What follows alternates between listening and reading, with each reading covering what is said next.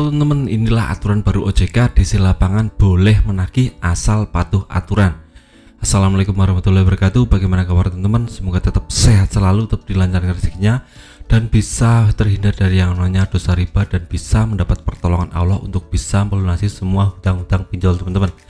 Nah, di video kali ini saya akan bahas tentang kemarin OJK melalui Bapak Agusman sebagai ketua eksekutifnya berbicara jika sekarang OJK mengizinkan desa lapangan untuk menagih asal taat aturan.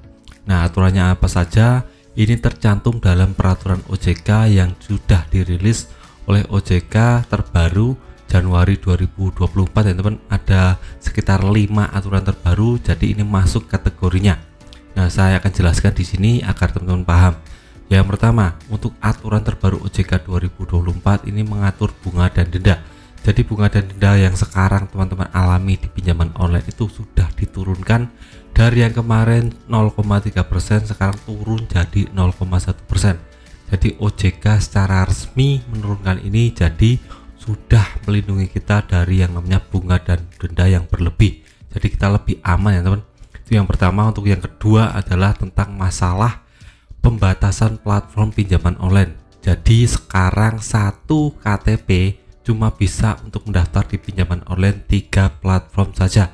Misalnya nih teman-teman sekarang daftar cuma Akulaku dan Kredivo, itu untuk pinjaman platform yang ketiga itu bisa, tapi untuk platform pinjaman keempat untuk sekarang menurut peraturan baru itu tidak akan pernah bisa atau diblok oleh OJK karena satu KTP sudah dimaksimalkan 3 platform pinjaman online.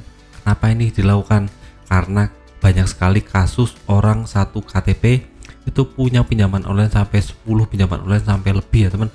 Jadi OJK menangkap sinyal ini dan membuat peraturan ini agar kita tidak terjerat semakin dalam yang namanya penagihan debitor atau pendaftaran pinjaman online yang berlebih. Ini bisa menjadi angin segar buat kita agar kita stop untuk membayar atau mendaftar di pinjaman online lain.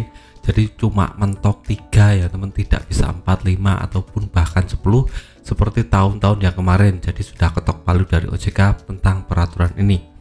Terus untuk yang ketiga adalah OJK memperketat penagihan pinjaman online. Jadi aturannya untuk menagih itu sekarang tidak seperti yang dulu ya teman. Sekarang lebih ketat untuk debitornya. Jadi semacam ada pengawasan dari OJK untuk debitor nakal yang coba mengintimidasi, melakukan perlakuan kasar atau langsung datang ke rumah teman-teman. Jadi ada SOP-nya atau ada alur penagihannya. Debitor itu kalau datang ke rumah itu tidak bisa langsung menagih. Langsung pertama itu harus memberikan yang namanya surat peringatan terlebih dahulu dan debitornya pergi. Tidak bisa langsung menagih seperti itu teman. Jadi ada yang pertama surat peringatan dulu. Ini wajib dilakukan debitor sebagai indikasi bahwa dia akan datang lagi ke depan karena kita terindikasi punya yang namanya galpay atau hutang yang belum dibayarkan. Itu pertama. Kalau sudah diindahkan yang namanya surat peringatan itu, mungkin debitor akan datang lagi untuk menagih kita. Dan itu juga sifatnya cuma memberitahu tentang kita untuk pembayaran, jadi tidak menagih secara frontal seperti itu teman.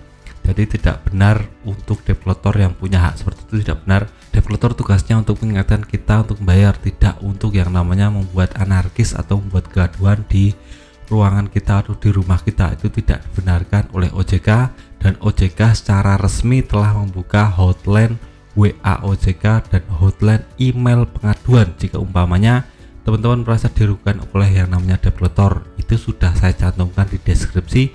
Teman-teman tinggal cari saja, ada WA dari OJK, ada email pengaduan dari OJK. Jadi kita lebih merasa terlindungi karena OJK sudah menerapkan ini kepada kita.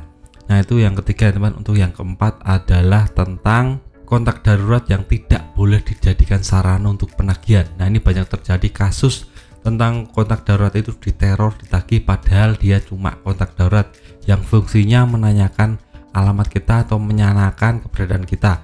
Itu seharusnya. Jadi tidak boleh yang namanya kontak darurat itu teror ataupun malah dimaki-maki, perlakuan kasar atau malah dengan kata-kata sumpah serapah. Itu tidak boleh teman. Debitor harus tahu tentang aturan ini. Jadi untuk kontak darurat itu haram hukumnya atau tidak diizinkan oleh OJK untuk ditagih.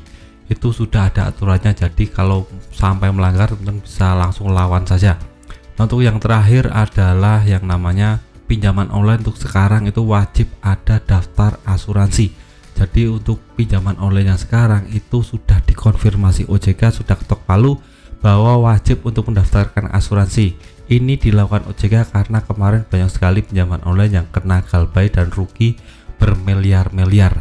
Yang kita tahu untuk yang namanya pinjaman online untuk 2024 ini rugi terus-menerus ya teman, karena ya namanya tidak mencantumkan yang namanya asuransi. Jika ada yang telat bayar maka akan langsung ke asuransi, akan diklaim sekitar 80% akan masuk ke kantong developer dan pinjaman online, jadi tidak rugi-rugi amat seperti itu ya teman.